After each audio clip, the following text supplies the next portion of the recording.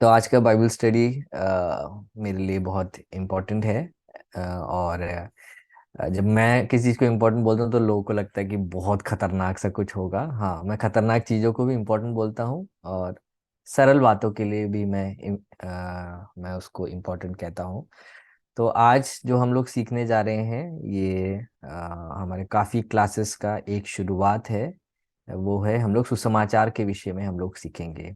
जो सुसमाचार जो हमें बाइबल में हमें देखने को मिलता है, मत्ती, मरकुस, लूका और यूहन्ना। ठीक है। तो इन चारों के द्वारा जो किताबें लिखी गई है, जिसको हम लोग एक साथ हम लोग सुसमाचार की किताबें बोलते हैं, तो उसको हम लोग पढ़ाई करेंगे। ठीक है। और क्यों मेरा मानना है कि इन चारों किताबों को हमें फिर से हमें कलीसियाओं में सिखाने की ज़रूरत है, और हमें भी खुद सीखने की ज़रूरत है।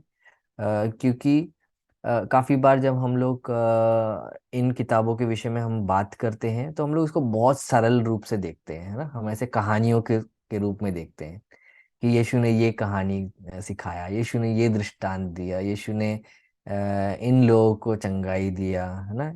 या यीशु ने जब यहाँ गए तो उन्होंने ये शिक्षा दी। तो हमने किसी तरीके से यीशु के बारे में जो इन्फॉर्मेशन हमको नए नियम में मिलता है, उसको हमने ना बहुत ही हल्के में लिया है। क्या ये एक कारण नहीं है कि आज मसीही लोग भी यीशु के बारे में कम जानते हैं, है ना। आपको सोचने के लिए मैं एक एक सोच दे रहा हूँ। क्या यीशु के बारे में कम जानने का एक कारण ये नहीं है कि हमने यीशु के बारे में जो चार स्पेसिफिक रीति से जो अकाउंट लिखा गया है, उसको शायद हमने कम पढ़ा है। मे बी ये कारण हो सकता है कि आजकल कलीसियाओं में लोगों को यीशु मसीह के बारे में उनको ज्ञान नहीं है ना। तो मैं आपको जैसे पिछले हम लोग सब क्लासेस में हम लोग क्या देख रहे थे, हमने वचन के विषय में हमने सीखा, हमने प्रार्थना के विषय में सीखा, और उसके बाद हम लोग मसीहत के प्राथमिक शिक्षाओं के विषय में हम लोग सीख रहे थे। अब वहां से हम लोग थोड़ा सा और आगे जाएंगे। हम लोग सुसमाचार के चारों किताबों को हम लोग डिटेल में पढ़ेंगे। ठीक है। शायद आपने अभी तक इतने डिटेल में कभी पढ़ा नहीं होगा। तो मैं आपसे रिक्वेस्ट ये करूंगा कि बाइबल स्टडी जब खत्म होगा, आप उस किताब को आप फिर से आप रीड करना स्टार्ट करें, है ना। जितना आप रीड करेंगे उतना ही आपको समझ आएगा बाद में जब आप नोट्स देखोगे। तो तो क्यों मैंने शुरुआत में बोला कि हमारा बहुत ज़रूरी है कि हम इन चारों किताबों को हम पढ़े, क्योंकि इन चारों किताबों में यीशु मसीह का जिक्र है। यीशु मसीह का जन्म होना, यीशु मसीह का जीवन, ठीक है, यीशु मसीह की सेवकाई, यीशु मसीह का मृत्यु, और यीशु मसीह का पुनरुत्थान। ठीक है। तो ये पांच इंपॉर्टेंट चीजों को परमेश्वर का आत्मा इन चार लेखकों को हेल्प करता है करने के लिए। ठीक है, उसको डॉक्यूमेंट करने के लिए। तो एक सवाल आप सबके मन में सबसे पहले आना चाहिए कि ये चार किताबें क्यों हैं, है ना। अगर एक सुसमाचार है तो ये चार किताबें क्यों हैं। तो इसमें मैं आपको बताना चाहता हूँ कि परमेश्वर ने इन चारों लेखकों के नजरिए से यीशु मसीह का एक ओवरऑल एक पर्सपेक्टिव दिया है ना। जैसे जब भी हम लोग किसी एक ऑब्जेक्ट को देखते हैं, हम एक पर्टिकुलर एक तरीके से देखते हैं ना, फिर हम थोड़ा सा हट के थोड़ा हम लोग टेढ़ा होके देखते हैं हमको, वही वही वस्तु हमें एक अलग एक दृष्टिकोण से मिलता है ना। फिर हम लोग उसी चीज को अगर हम राइट साइड से देखते हैं, हमको उसका एक अलग से एक इमेज मिलता है, पीछे से देखते हैं अलग सा मिलता है। तो इस चारों तरीके से देखने को जब हम एक साथ मिलाते हैं तो हम समझ पाते हैं, ओके ये बात ये है ना। तो काफी बार जब हम एक ही दृष्टिकोण से देख रहे होते हैं, हम बाकी दृष्टिकोण हमने देखा नहीं होता है। तो यीशु मसीह के विषय में पिता परमेश्वर ने ऐसा होने दिया कि चार लेखक जो यीशु के साथ थे, ठीक है, इनने अपना आंखों देखी रिपोर्ट लिखा है। ठीक है। तो क्यों यीशु मसीह के विषय में ये लिखने की जरूरत थी, क्यों नए नियम के शुरुआत की किताब यीशु मसीह के बारे में है। क्योंकि जब यीशु मसीह यहाँ सेवकाई कर रहे थे, यीशु मसीह के चेले 12 चेले थे। उसके बाद हम लोग देखते हैं यीशु मसीह के 70 चेलों के विषय में हम लोग गॉस्पेल्स में पढ़ते हैं। फिर हम देखते हैं यीशु मसीह के 500 चेले, है ना। बट यीशु मसीह के पीछे कितने लोग चलते थे? भीड़ चलते थे हजारों के तादाद में, है ना। बट यीशु के साथ हमेशा बने रहने वाले लोगों में से हम लोग गिनती कम देखते हैं ना। और अगर हम काल्वी क्रूस की मृत्यु की बात करें, यीशु का सिर्फ एक ही चेला था वहां पे, है ना। तो आपको ये समझने की जरूरत है कि जब यीशु मसीह के चेले इतने कम थे, है ना, 12 या 70 या 500, तो उससे बिल्कुल अलग होने वाला था यीशु मसीह के पुनरुत्थान के बाद। यीशु ने बोला अगर मैं उठाया जाऊंगा तो मैं हर एक को अपनी ओर आकर्षित करूंगा, है ना। क्या आपने ये वाला ये वचन पढ़ा है? अगर आपने पढ़ा है तो अच्छी बात है, नहीं तो मैं आपको बताता हूँ, ठीक है। तो वहां पे यीशु मसीह अ, हमको हमको एक इम्पोर्टेंट एक बात को बताते हैं, ठीक है। तो मैं आपको वाला वो वचन पढ़ाना चाहता हूँ, ठीक है। तो अ, यूहन्ना की किताब में 12 का 32, जॉन चैप्टर 12 वर्स 32, ठीक है। सो अगर आप में से कोई अगर चैट में अगर डाल सकता है तो अच्छा होगा। जॉन चैप्टर 12 वर्स 32 हिंदी में। मैं एक बार जरा इंग्लिश में पढ़ लेता हूँ। उसमें ऐसे लिखा है, and I when I am lifted up from the earth will draw all people to myself। ठीक है, जब मैं उठा लिया जाऊंगा तो मैं हर एक लोगों को मैं अपनी ओर आकर्षित करूंगा, ठीक है। तो आज मैं चैट में मैं क्या कि मैं चाहता हूँ कि हिंदी का वर्सेस डाला जाए। आज हम लोग चैट में से पढ़ेंगे, या हाँ। तो उसमें लिखा है, और मैं यदि पृथ्वी पर से ऊंचे पर चढ़ाया जाऊंगा तो सबको अपने पास खींचूंगा, है ना। तो यहाँ पे जब यीशु के चेले कम थे, उससे बिल्कुल अलग होने वाला था जो आने वाले समय में, है ना। क्योंकि यीशु में विश्वास करने वालों की तादाद पुनरुत्थान के बाद हम लोग देखते हैं किस तरीके से बढ़ती है ना। कलीसिया की शुरुआत होती है, हजारों हजारों के तादाद पे लोग बढ़ते हैं। और जो यीशु के साथ जो लोग 3.5 साल रहे, है ना, जो कि यीशु के चेले थे, वो धीरे धीरे जब समय आगे बढ़ता रहता है उनकी तादाद भी कम होती है ना। क्यों उनकी तादाद कम होती है? क्योंकि ये संसार क्या कहते हैं, यीशु के चेलों के लिए या यीशु विश्वास करने वालों के लिए बिल्कुल भी सही नहीं है ना। तो क्या होता है, उनके साथ सताव होता है, उनको मौत के घाट उतारा जाता है। और चेलों में सबसे पहले जिसको मसीह यीशु में विश्वास के लिए मारा जाना था, उनका नाम था याकूब, ठीक है, जेम्स, ठीक है। ऐसे करके धीरे धीरे हम लोग देखते हैं सबको मौत के घाट उतारा जाता है। तो बहुत जरूरी बना कि जो वास्तव में यीशु के साथ चले थे, यीशु के शिक्षाओं को उन्होंने सुना था, उनके द्वारा एक किताब लिखा जाने का बहुत आवश्यकता तब बनी थी। क्यों? क्योंकि अब हजारों नहीं, अब लाखों लोग यीशु में विश्वास करने वाले थे, है ना। तो उनको यीशु मसीह के साथ जो लोग रहे उनका एक आंखों देखी एक रिपोर्ट उनको पढ़ने की जरूरत थी। अगर अगर ये सुसमाचार के 4 किताब नहीं होते तो यीशु के बारे में जो बातें हैं जो प्रचार के द्वारा जो सिर्फ की जा रही थी, है ना, वो जब जिन्होंने एक्चुअल में देखा था, उनके मरने के बाद प्रचार क्या हो जाता, कलंकित हो जाता, है ना, मिलावट आ जाते, है ना। फिर झूठी शिक्षाएं, झूठी बातें यीशु के बारे में, झूठी खबरें ऐसे फैलने लग जाती। तो चेलों को बहुत अनिवार्य लगा, बहुत जरूरत लगा कि हम लोग उसको लिखित में लिखे ताकि आने वाली पीढ़ी उसको पढ़ सके, और इमीडिएटली जो कलीसिया में है वो लोग भी पढ़ सके, और 2000 साल के बाद, है ना, हम जैसे लोग भी उसको पढ़कर यीशु कौन थे, यीशु ने क्या करा है, यीशु की मृत्यु क्यों इम्पोर्टेंट है, उस सारी बातों को हम लोग समझ सकते हैं, ठीक है।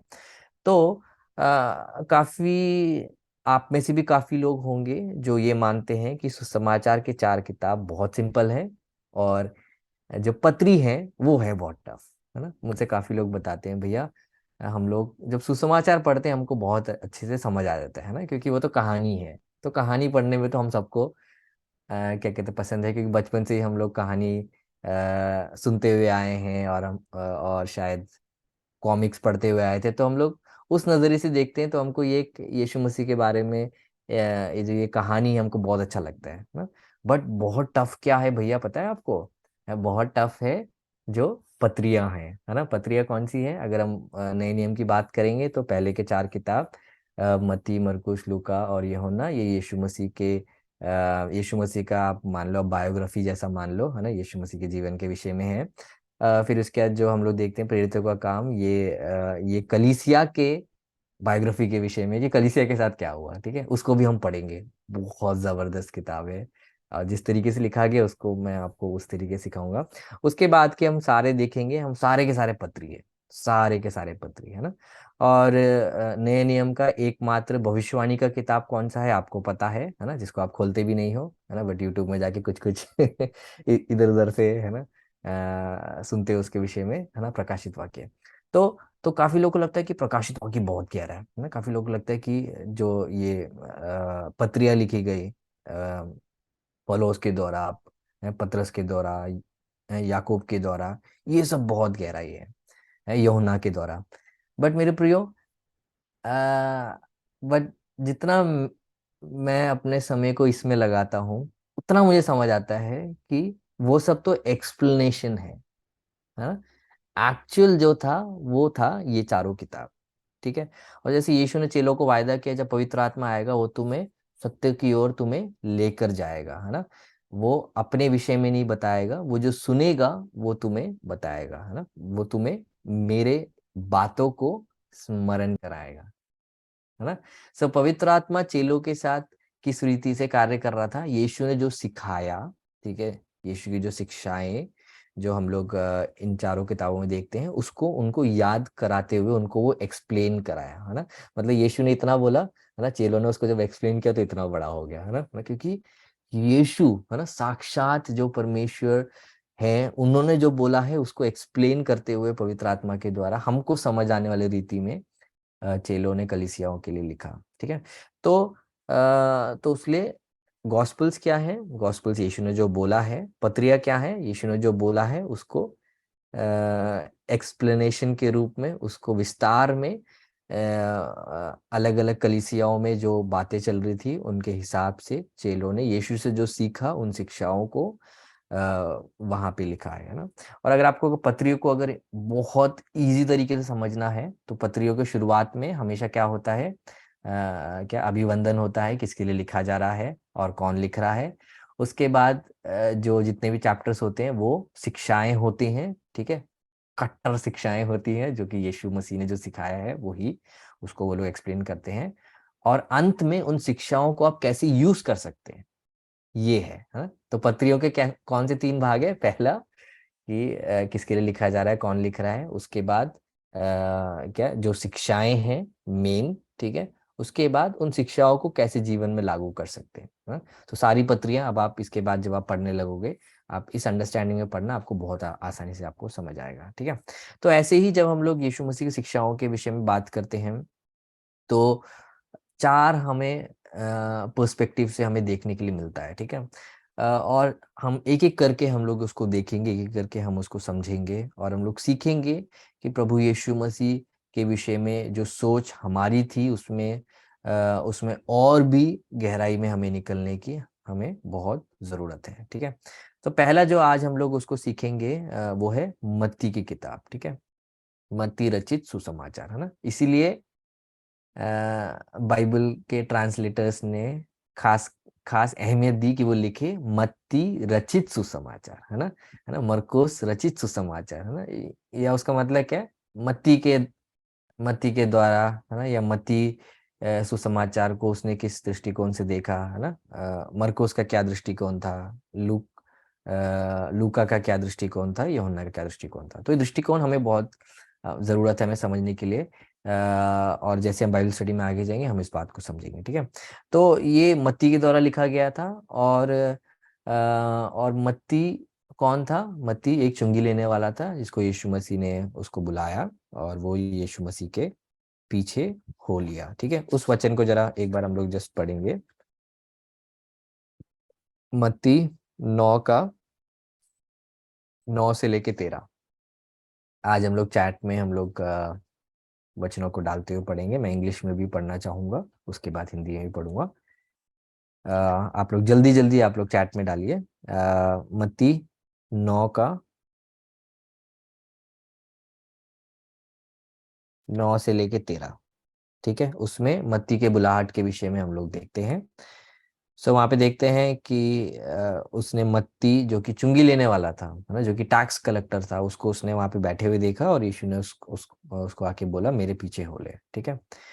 तो अ, तो हम लोग यहाँ पे देखते हैं, वहां से आगे बढ़कर यीशु ने मत्ती नाम एक मनुष्य को महसूल की चौकी पर बैठे देखा और उससे कहा मेरे पीछे हो ले। वो उठकर उसके पीछे हो लिया। और जब वो घर में भोजन करने के लिए बैठा तो बहुतेरे महसूल लेने वाले और पापी आकर यीशु और उसके चेलों के साथ बैठे। ये देखकर फरीसियों ने उसके चेलों से कहा, तुम्हारा गुरु महसूल लेने वाले और पापियों के साथ क्यों खाता है? उसने ये सुनकर उनसे कहा, वैद्य भले चंगों को नहीं परंतु बीमारों को आवश्यक है। सो तुम जाकर इसका अर्थ सीख लो कि मैं बलिदान नहीं परंतु दया चाहता हूँ, क्योंकि मैं धर्मियों को नहीं परंतु पापियों को बुलाने आया हूँ।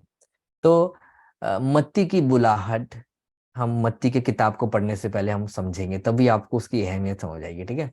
सो मत्ती एक चुंगी लेने वाला एक व्यक्ति था। चुंगी लेने वाला मतलब एक टैक्स कलेक्टर। तो जब भी आपने बाइबल पढ़ा होगा, आप काफी बार देखते होंगे कि यीशु मसीह बार बार चुंगी लेने वाले लोगों के विषय में जब भी बात कर रहे हैं, तो हमें एक ऐसा एक एक दृष्टिकोण मिल रहा है कि उस जमाने में चुंगी लेने वाले लोगों को लोग पापी के रूप में देखा करते थे, है ना। तो हमें हमें लगेगा कि चुंगी लेना तो गलत थोड़ी ना है, चुंगी लेना तो पाप थोड़ी ना है। परंतु यीशु के जमाने में ये ऐसा क्यों था? तो मैं आपको वो बताता हूँ कि उसका सच्चाई क्या था। आप में से काफी लोगों को पता होगा, जिनको नहीं पता उनके लिए मैं बताना चाहता हूँ कि जो इज़राइल जो देश था, ठीक है, वो 2 भाग में बट गया था। हम लोग बाइबल में देखते हैं, पुराने नियम में। और हम लोग देखते हैं कि दोनों के अधर्म के कारण, उनके पाप के कारण उनको बिखेर दिया जाता है परमेश्वर के द्वारा, और वो लोग बंधुआई में चले जाते हैं। और उसके बाद हम लोग इज़राइल और यहूदा, इन दोनों देश के विषय में जब हम लोग देखते हैं, और उसके बाद जब वो बंधुआई से वापस आते हैं, उसके बाद जो हम इतिहास जिनका फॉलो कर रहे होते हैं, वो हम लोग यहूदा का फॉलो कर रहे होते हैं, ठीक है, जूडा जूडा राज्य के विषय में, ठीक है। और कैसे जूडा का कैपिटल यरूशलेम था, और उसके बाद हम लोग देखते हैं कि यरूशलेम में मंदिर को नाश किया जाता है, फिर से उसको बनाया जाता है जरुब्बाबिल के द्वारा। और उसके बाद हम लोग देखते हैं कि यीशु के जमाने के बाद एडी 64 में उसको फिर से उसको नाश किया जाएगा, और आज तक यहूदियों के पास फिर से कोई आराधनालय नहीं है। और फिर से आराधनालय बनेगा, बाइबल बताता है।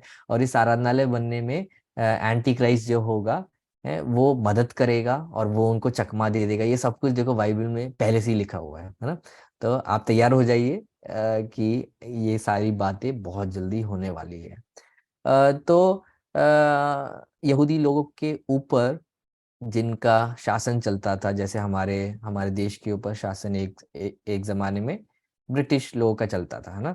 तो वैसे ही यहूदियों के ऊपर रोमी साम्राज्य, जो कि उस जमाने का सुपर पावर था, ठीक है, कोई छोटा मोटा कंट्री नहीं है, उस जमाने का सबसे सामर्थी जो देश था मिलिट्री वाइज और पैसे वाइज, तो वो था रोमन साम्राज्य। और ये रोमन साम्राज्य ने इनके ऊपर भी वो किया होता, कब्जा किया हुआ था। तो क्या होता था, तो रोमन्स ने इन यहूदियों से महसूल लेने के लिए, टैक्स लेने के लिए कुछ लोगों को अपॉइंट किया था, ठीक है। तो आप सोच के देखो। सो रोमन्स ने अपॉइंट किया था, कुछ लोगों को नियुक्त किया था कि वो यहूदियों से टैक्स ले, है ना। तो मान लो अगर यहूदियों से अगर टैक्स अगर अगर 10% लेना है, तो ये लोग क्या करते थे, ये लोग 20% लेते थे, ठीक है, 10% अपनी जेब में, ठीक है। तो ये लोग दो कारणों के वजह से उस जमाने में टैक्स कलेक्टर्स को बहुत गंदा माना जाता था, पापी माना जाता था। एक तो क्योंकि वो जितना लेना चाहिए उससे ज्यादा लेते थे, उसलिए लोगों का गुस्सा उनके प्रति हमेशा था, है ना। और परमेश्वर की नजरों में क्या है, वो लोग गलत एक चीज को कर रहे हैं। दूसरा, लोगों का गुस्सा उनके प्रति क्यों था, क्योंकि वो अपने ही लोगों से दुश्मनों के लिए महसूल ले रहे हैं, है ना। तो एक गद्दार के रूप में भी उनको देखा जाता था। ठीक है, तो सोसाइटी जिसको गद्दार मानती थी और सोसाइटी जिसको पापी बोलती थी, उसी प्रोफेशन से जुड़ा हुआ एक व्यक्ति था मत्ती।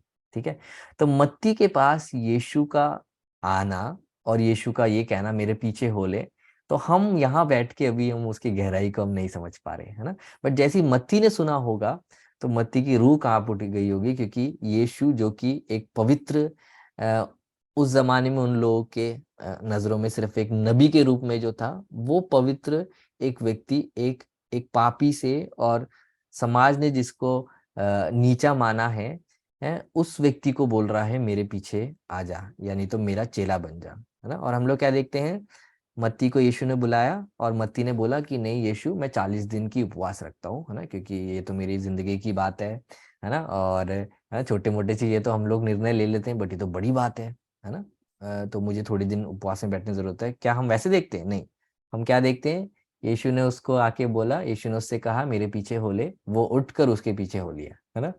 मतलब रेजिग्नेशन भी नहीं दिया उसने वो उठ के चला गया, है ना। उसने ये भी नहीं सोचा कि रोमी साम्राज्य का अब अ, ये जानना कि अब ये महसूल नहीं ले रहा है, टैक्स नहीं ले रहा है, तो उसके वजह से इसके ऊपर जो हानि हो सकती है, इसके ऊपर जो एक्शन लिया जा सकता है, उस सब को उसने मद्देनजर ना रखते हुए उसने हर चीज छोड़कर उसने यीशु के पीछे आया, है ना। तो यीशु की बुलाहट, है ना, यीशु का जो वो प्यार है, वो इतना सामर्थ्य है कि आप उसकी वजह से आपके जीवन में जो भी हो सकता है उस सब को आप नजरअंदाज कर कर आप यीशु के पीछे हो गए, है ना। तो यही एक कमिटमेंट है जो हम लोग बपतिस्मा वाले क्लास में सुन रहे थे ना, जो जो परमेश्वर के प्रति हमें होना चाहिए।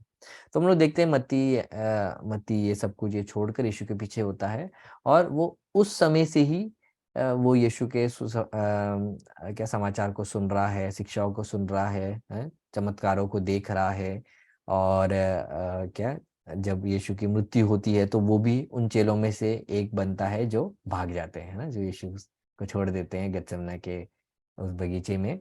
और उसके बाद में जब यीशु मसीह पुनरुत्थान के बाद जब चेलों से मिलने आते तो मत्ती भी उनमें से एक था, है ना। तो ये सारी बातें अब उसको दुनिया को बताना है कि सच्चाई में क्या हुआ था, है ना। उस बातों को हम बताते हैं, क्योंकि आपको पता है ना, एक ही बात जब चार लोग चार लोगों के जरिए जब बोला जाता है ना, तो जो छठा व्यक्ति सुनता है वो उसमें अपना डाल देता है ना, अपना तड़का डाल देता है, अपना मिर्ची डाल देता है ना।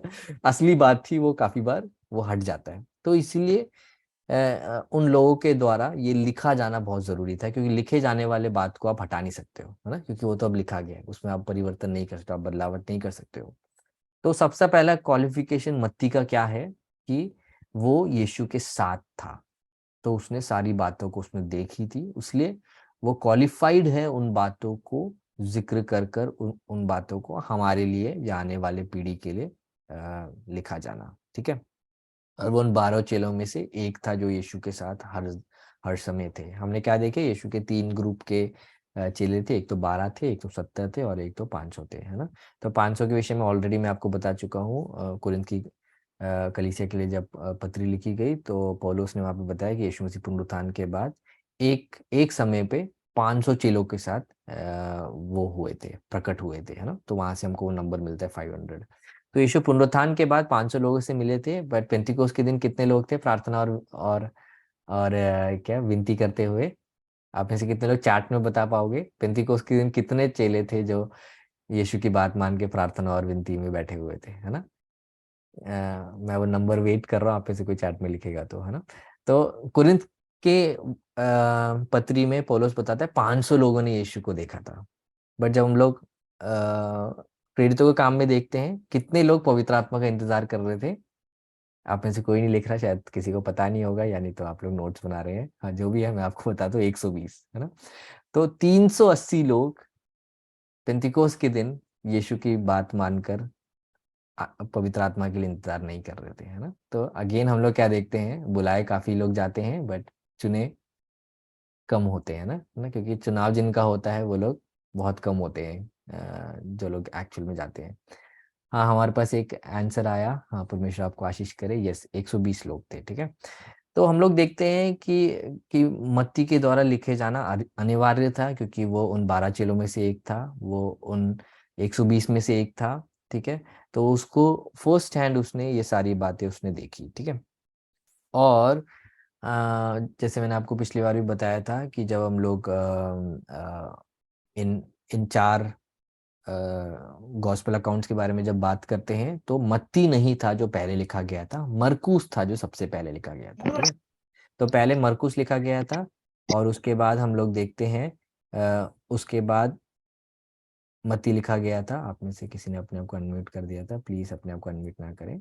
हाँ। तो मरकुस ने जो काफी बातें लिखी थी, मत्ती ने भी उन्हीं बातों पे जोर डाला, और काफी बातें मत्ती ने भी लिखी, ठीक है। जब हम लोग मरकुस सीखेंगे तो हम लोग उन बातों में और गहराई में जाएंगे, ठीक है।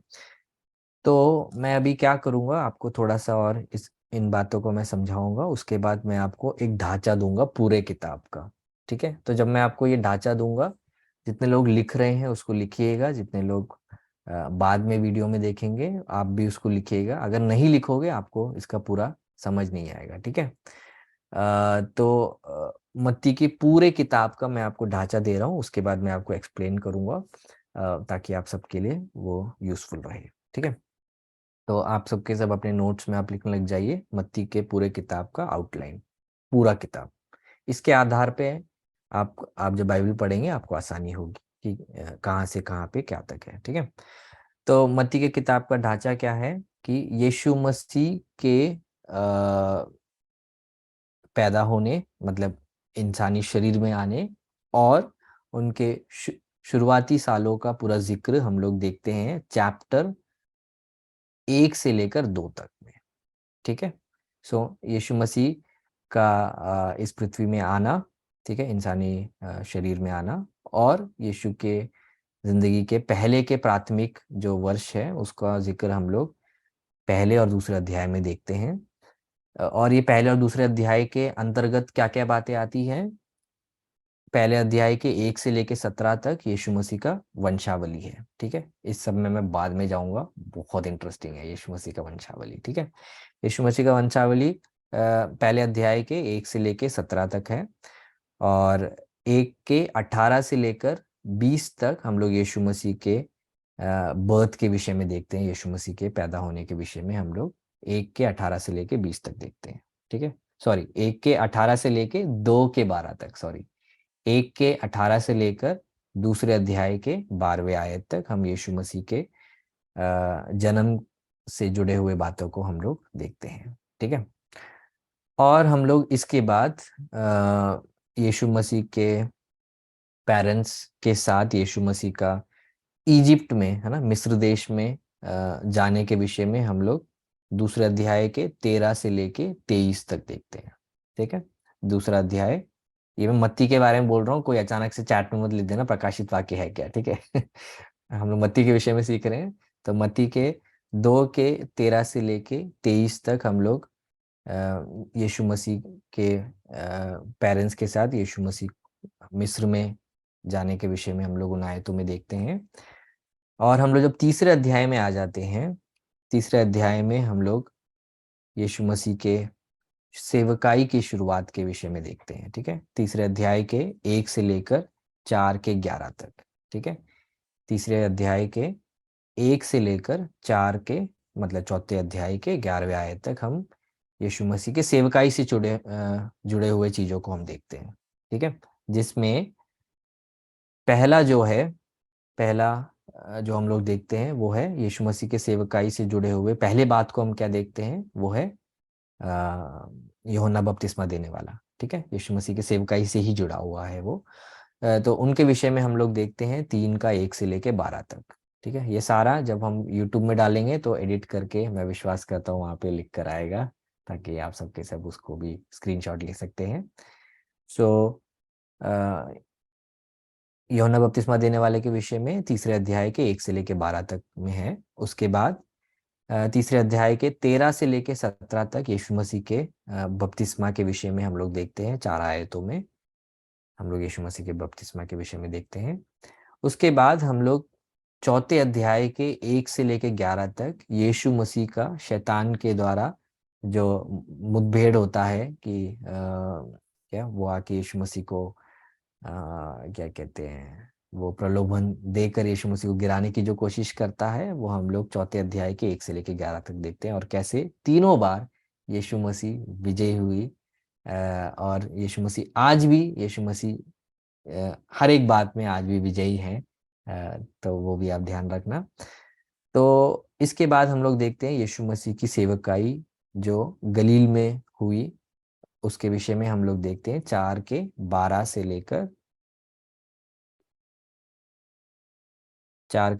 लेकर 14 अध्याय के 12वें आयत तक। ठीक है, ऑलमोस्ट 8 अध्याय यीशु मसीह की सेवकाई जो गलील में हुई उसके विषय में हमें मत्ती बताता है। ठीक है, ये एक बहुत बड़ा एक वो है, उसको अब मैं छोटा छोटा करके आपको बताता हूँ। ठीक है, 4 के 12 से लेकर 14 के 12 तक यीशु मसीह की सेवकाई जो गलील में यीशु मसीह ने करी उसके विषय में है।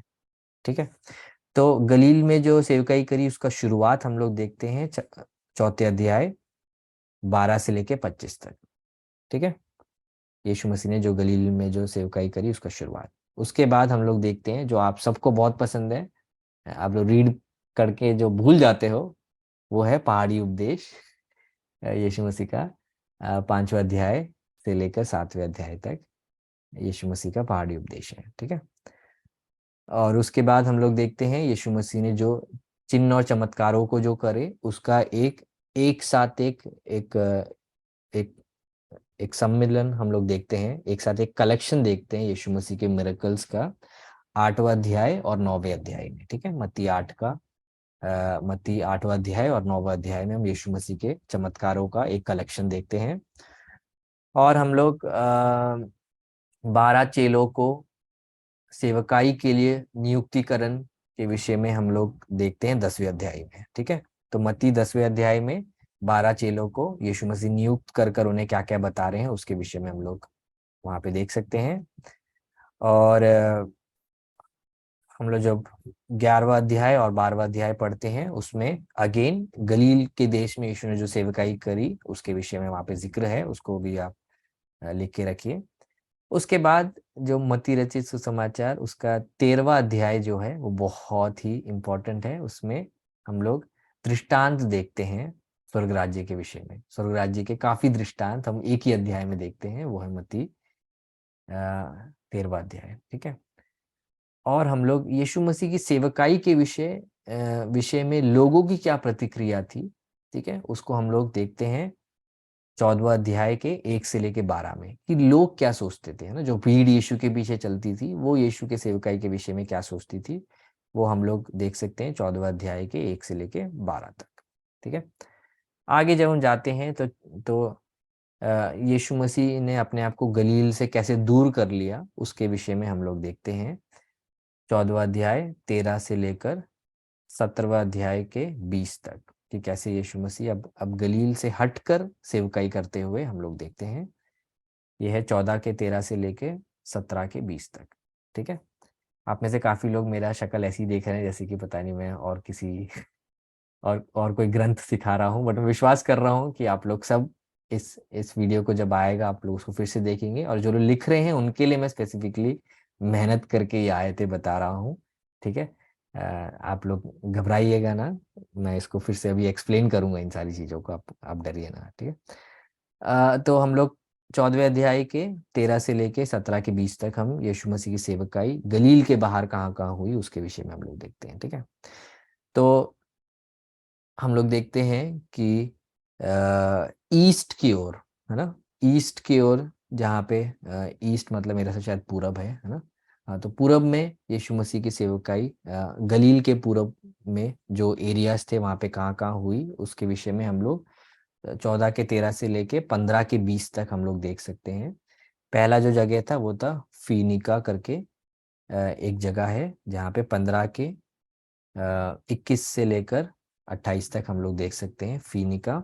उसके बाद हम लोग देखते हैं डेकापोलिस। डेकापोलिस के विषय में हम लोग देखते हैं 15 के 29 से लेकर 16 के 12 तक। ठीक है, उसके बाद हम लोग सीसरिया के विषय में देखते हैं, वो भी एक जगह है, वहाँ पे हम लोग 16वें अध्याय में जब देखते हैं 16वें अध्याय के 13वें आयत से लेकर 17 के 20 तक हम लोग देखते हैं।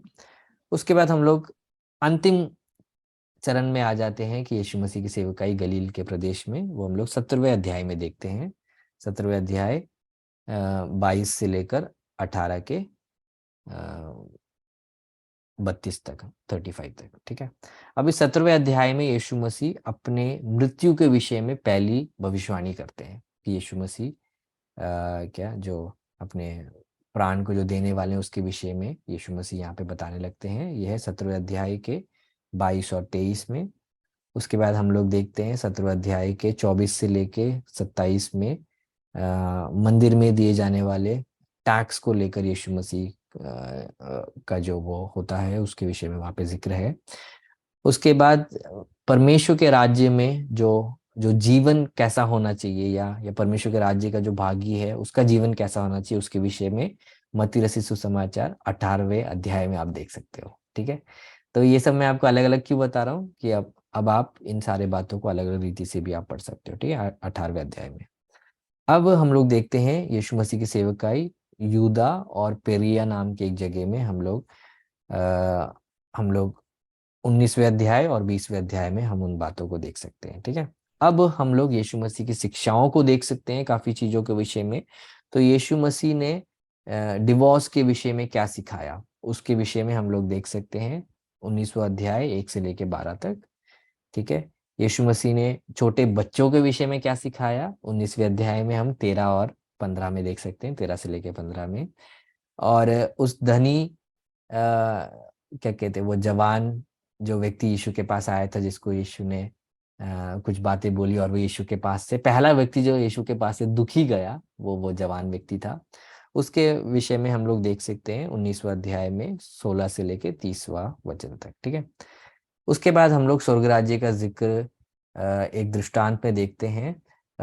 वो है 20वां अध्याय में 1 से लेके 16 तक, ठीक है। 20वां अध्याय 1 से लेके 16 तक। अब हम लोग यीशु मसीह के मृत्यु के विषय में यीशु मसीह फिर से बातें करते हैं, उसका हम लोग जिक्र पाते हैं मत्ती 20 का 17 से लेके 19 तक, ठीक है। अब हम लोग आगे जाते हैं। हम लोग क्या कहते हैं, हम वहाँ पे एक एक माँ का एक रिक्वेस्ट देखते हैं। यीशु मसीह के पास आके एक रिक्वेस्ट एक माँ वहाँ पे करती है, उसका जिक्र हम लोग 20वां अध्याय 20 से लेकर 28 में देखेंगे। उसके बाद हम लोग बरतिमाइस के विषय में देखते हैं। यरी यरीहो में जो बरतिमाइस था, उसका जिक्र हम लोग 20वें अध्याय में 29 से लेके 34 में देखते हैं, ठीक है। अब एक बात जिसको पता नहीं क्यों मसीही लोग आने वाले समय में ही देखते हैं, है ना। अभी एक समय आने वाला है ना जब अचानक से सब लोग है ना बड़ी भक्ति और उसमें आ जाते हैं, है ना। वाला समय आ रहा है। क्या कहते हैं, palm Sunday, good Friday, Easter, है ना। ये समय जब आने लग जाता है तो हर कोई बाइबल के कुछ आयतों को पढ़ता है ना। हाँ हाँ, वो वाली जगहों को मैं आपको दिखाता हूँ जो आप उसकी बिना भी आप पढ़ सकते हैं, ठीक है। तो वो है 21वां अध्याय से लेके 27 अध्याय तक पूरा यही जिक्र है ना, यीशु मसीह के साथ जो हुआ अंत के उस हफ्ते में, ठीक है। तो उसमें से 21 के 1 से लेके 11 तक में हम लोग देख सकते हैं यीशु मसीह का यरूशलेम में प्रवेश करना, जहाँ पे होसन्ना होसन्ना सब लोगों ने गाया, ठीक है। और यीशु मसीह गधे में बैठ के आते हैं। ये सारी बातों को मैं आपको समझाऊंगा, ठीक है। ठीक है, बहुत इंटरेस्टिंग है ये सारी बातें। हम लोग ऊपर ऊपर से देख के छोड़ देते हैं, इन सारी बातों को मैं आपको बाद में सिखाऊंगा। फिर उसके बाद हम लोग देखते हैं यीशु मसीह का मंदिर में आकर यरूशलेम के मंदिर को साफ सफाई कर देना, ठीक है। क्योंकि वहां पे प्रार्थना ही नहीं हो रही थी, वहां पे व्यापार हो रहा था। आज की कलीसिया में भी अगर यीशु मसीह अगर आते हैं, वो कलीसिया को साफ करेंगे, है ना। शहर को नहीं साफ करेंगे यीशु मसीह, क्योंकि गंदगी कलीसिया के अंदर है। कलीसिया जब साफ हो जाएगी तो शहर ये क्या कलीसिया के अंदर आ जाएगा, यही हम देखते हैं ना। तो यहाँ पे हम लोग 21वां अध्याय 12 से लेकर 17 तक यीशु मसीह मंदिर में जाकर वहाँ पे क्या क्या जो कार्य यीशु ने करा उसके विषय में है यरूशलेम के मंदिर में। उसके बाद हम लोग देखते हैं कि यीशु मसीह का यहूदी जो नेता लोग थे उनके साथ जो वार्तालाप है, जो बातें सब हुई, उसका हम लोग 21 के 18 से लेकर 23 के क्या 39 तक हम लोग देखेंगे, ठीक है। उसमें पूरा ये है। उसके बाद यीशु ने फिर से एक पहाड़ के ऊपर जाके यीशु ने जो चेलों को जो जो उपदेश दिए वो हम लोग 24वां अध्याय और 25वें अध्याय में हम देख सकते हैं। ठीक है, 24वां अध्याय बहुत इंपॉर्टेंट है मत्ती का, आई होप आप सबको पता होगा। उसमें अंत के दिनों के विषय में यीशु मसीह ने काफी शिक्षाओं को दी है। 24 और 25 में हम लोग उन सारी बातों को हम देख सकते हैं। फिर हम लोग देख सकते हैं यीशु मसीह के पैर को अभिषेक किया गया, उसके विषय में हम लोग 26वां अध्याय 1 से लेकर 13 तक में हम लोग उसको देख सकते हैं। उसके बाद हम लोग जब 27वें अध्याय में आते हैं, तो हम लोग 27वें अध्याय में आने से पहले हम लोग यीशु मसीह का पकड़वाए जाना, यीशु मसीह का जो ये ट्रायल होता है, जो न्याय विस्तार होता है उसके विषय में, और यीशु मसीह की मृत्यु के विषय में हम लोग मत्ती 26 के 14 से लेकर 27 के 66 वर्ष तक हम लोग उन बातों को हम देख सकते हैं। ठीक है, मैथ्यू 26 के 14 से लेकर 27 के 66 तक, ठीक है, हम लोग देख सकते हैं। उसके बाद हम पुनरुत्थान के विषय में एक अध्याय हम लोग जो पढ़ते हैं वो है मत्ती रचित सुसमाचार, उसका 28वां जो चैप्टर है उसमें हम यीशु मसीह के पुनरुत्थान के विषय में देखते हैं। ठीक है, और उसमें जो भूकंप आया और स्वर्गदूत के द्वारा जो बोला गया वो हम 28 के 1 से लेकर 7 तक में पढ़ते हैं। उसके बाद यीशु स्त्री से जो मिला अपने पुनरुत्थान के बाद, उसके विषय में 28 के 8 से लेकर 10 में हम देख सकते हैं। उसके बाद जो लोग वहाँ पे जो यीशु के क्या कहते हैं, मृत्यु के बाद उनके जो दफनाया गया उनका जो शरीर था, उनकी जो रखवाली जो लोग कर रहे थे, उन सोल्जर्स ने जो गवाही दी उसके विषय में हम लोग 28 के 11 से लेकर 15 तक देख सकते हैं। उसके बाद हम लोग सबसे अंत में आते हैं मत्ती के 28 के 16 से लेकर 20 तक हम लोग अंतिम बात देखते हैं, जो मत्ती के हिसाब से जो यीशु ने बोला वो था, जाओ और इस सुसमाचार को प्रचार करो और जाति जाति को चेला बनाओ, और लो मैं दुनिया के अंत तक तुम्हारे साथ हूँ। हो, मैं तो थक गया इतनी सारी बातें बताकर, है ना। तो ये है एक आउटलाइन, ये मैंने ये क्यों बताया इतनी मेहनत कर कर, ताकि आप इन बातों को जब लिख दो, नेक्स्ट टाइम आप जब मत्ती के सुसमाचार को जब खोलोगे तो आपको पता होगा कहाँ से कहाँ तक क्या है, और उसके हिसाब से भी आप पढ़ सकते हैं। ठीक है, तो अब हम लोग अपने बाइबल स्टडी के अगले भाग में आते हैं कि जो ये मत्ती रचित जो सुसमाचार है उसके विषय में हम लोग और बातों को हम लोग सीखते हुए हम आगे जाएंगे। तो जैसे मैंने आपको शुरुआत में बताया ये क्यों लिखा गया था, ताकि जो बाद में यीशु में विश्वास करने वाले थे उनको यीशु के विषय में उनको पता चले। दूसरा कारण, क्योंकि जो चेले थे जो वास्तव रीति में यीशु या चले थे वो एक एक करके वध किए जा रहे थे, है ना। तो जो यीशु के बारे में जो संदेश था, जो सुसमाचार था, है ना, गुड न्यूज, है ना। सुसमाचार क्या है, काफी बार हम लोग बोलते हैं हाँ हम लोग सुसमाचार के लिए जा रहे हैं, है ना, बट हमें भी नहीं पता होता सुसमाचार क्या है ना। सुसमाचार वो शुभ संदेश है यीशु मसीह के बारे में, कि यीशु मसीह परमेश्वर के इकलौते पुत्र हमारे लिए यहाँ पे आए और पाप रहित जीवन वो जिए, और हम सबके पापों के लिए वो एक बलिदान के रूप में मारे गए, गाड़े गए और तीसरे दिन जी उठाए गए। ठीक है, इन सारी बातों को इन चारों किताब में एक्सप्लेन किया गया है। ठीक है, अब जो आपके पास अगर पोस्टर मिला होगा तो आपने उसमें एक शब्द देखा होगा, सिनॉप्टिक, ठीक है, गॉस्पेल लिखा होगा।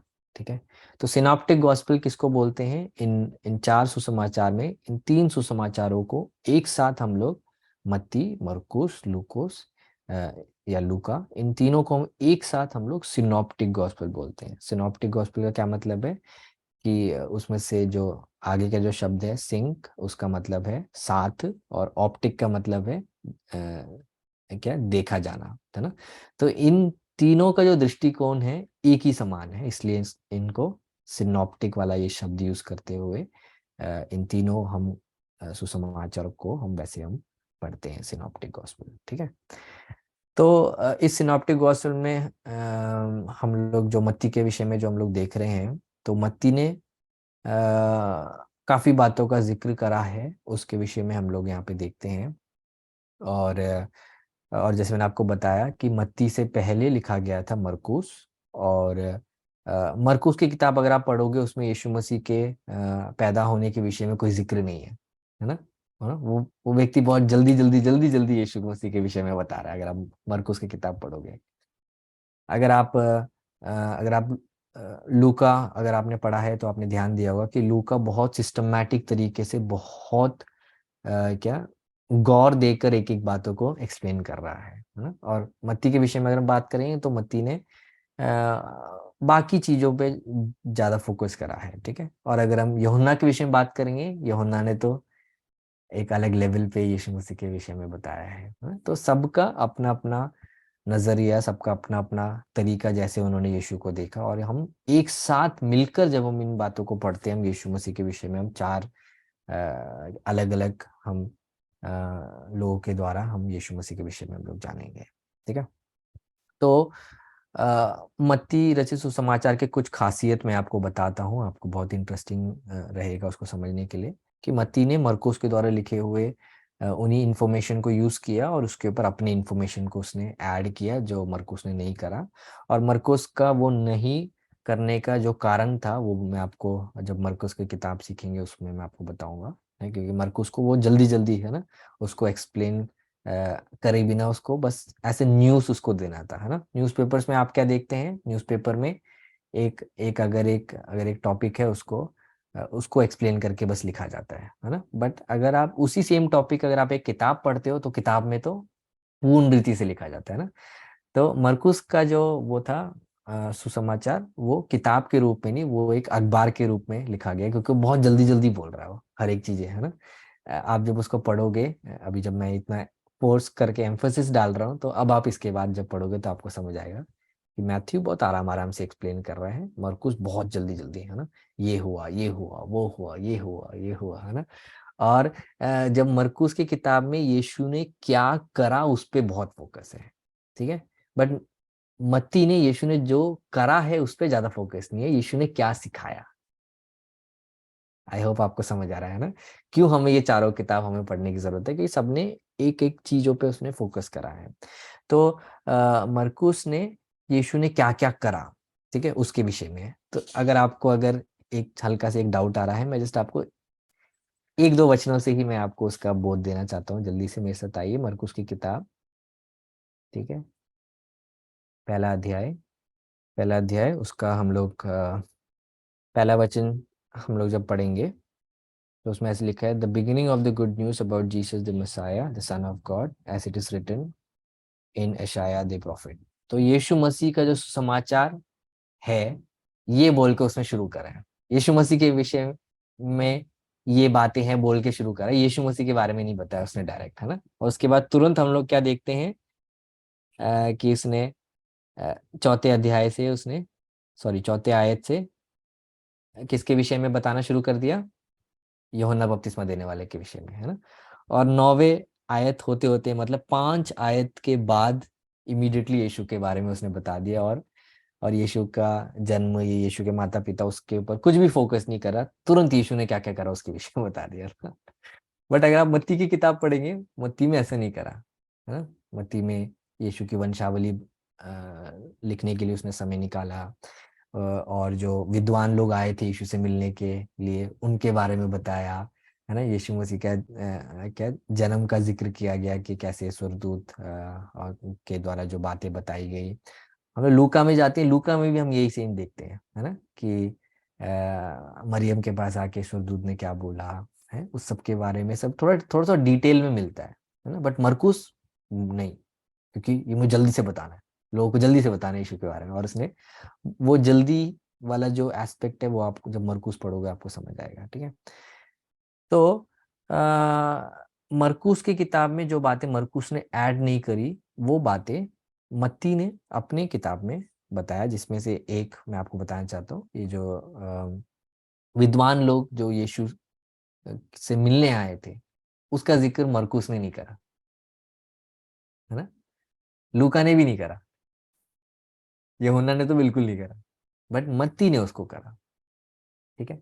तो इसलिए हमें ये चारों पढ़ने की जरूरत है, कि एक ने अगर कुछ चीज मिस कर दिया तो दूसरे ने उसको बोला है ना। तो इसलिए हमको पूरा एक पर्सपेक्टिव मिल जाएगा।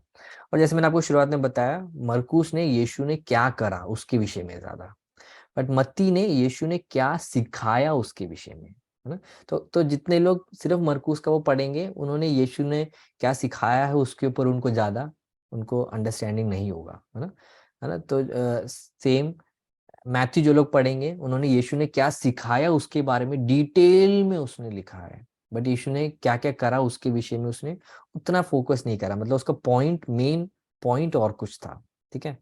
उसके बाद हम लोग जो नेक्स्ट चीज देखते हैं, मत्ती की किताब है जिसमें सबसे ज्यादा पुराने नियम से आयतें ली गई है। ठीक है, दूसरा एक इंपॉर्टेंट चीज।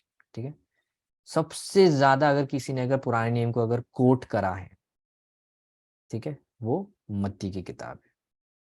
तो इसलिए अ, ह- हमें ज़रूरी है समझने के लिए कि मत्ती ने ऐसे पुराने नियम को क्यों कोट करा है। उसका एक और कारण था, क्योंकि मत्ती की जो किताब है ये किसके लिए लिखी गई है, यहूदियों के लिए लिखी गई थी। ठीक है, यहूदियों को ये दिखाने के लिए कि यीशु जो कि क्या नाजरत के उस शहर में रहता था, वो सिर्फ एक नबी नहीं है, बट वो आने वाला यहूदियों का राजा है जिसके इंतजार में वो थे। ठीक है, उसको प्रूव करने के लिए उसने पुराने नियम से काफी आयतों को लिया, इतना आयतें और किसी ने नहीं लिया। ठीक है, तो इससे हमको क्या समझ आता है कि आप जैसे फॉर एग्जाम्पल आपने एक किताब पढ़ी है, आपके दोस्त ने भी किताब पढ़ी है, तो आप उस दोस्त को जिसने किताब पढ़ी उसी को तो आप बताओगे ना, यार तुझे पता है वो चैप्टर 5 के हैं थर्ड पैराग्राफ में जो हमने ये पढ़ा था, ये इसके बारे में था, है ना। तो जिसने पढ़ा है वही तो उसको कनेक्ट कर पाएगा।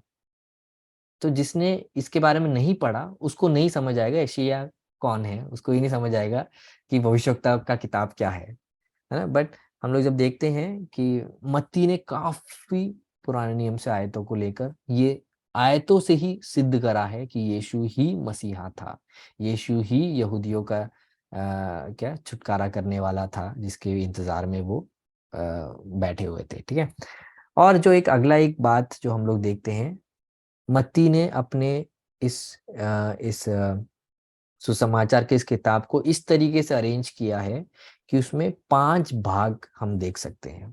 कितने भाग? 5 भाग। ठीक है, और ये 5 भाग क्या है, यीशु की शिक्षाओं को मत्ती ने 5 भागों में उसको विभाजित किया है।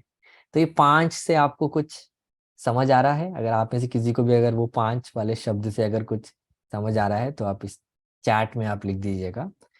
जिनको नहीं समझ आ रहा है कि उसने 5 भाग में ही क्यों उसने उसको यीशु की शिक्षाओं को उसने विभाजित किया, तो उनको मैं बताना चाहता हूँ कि पुराने नियम में एक पेंटाटुक करके एक एक एक बात आती है। ठीक है, पेंटाटुक क्या है? पेंटाटुक है बाइबल के पुराने नियम के पहले के 5 किताबों को पेंटाटुक बोला जाता है।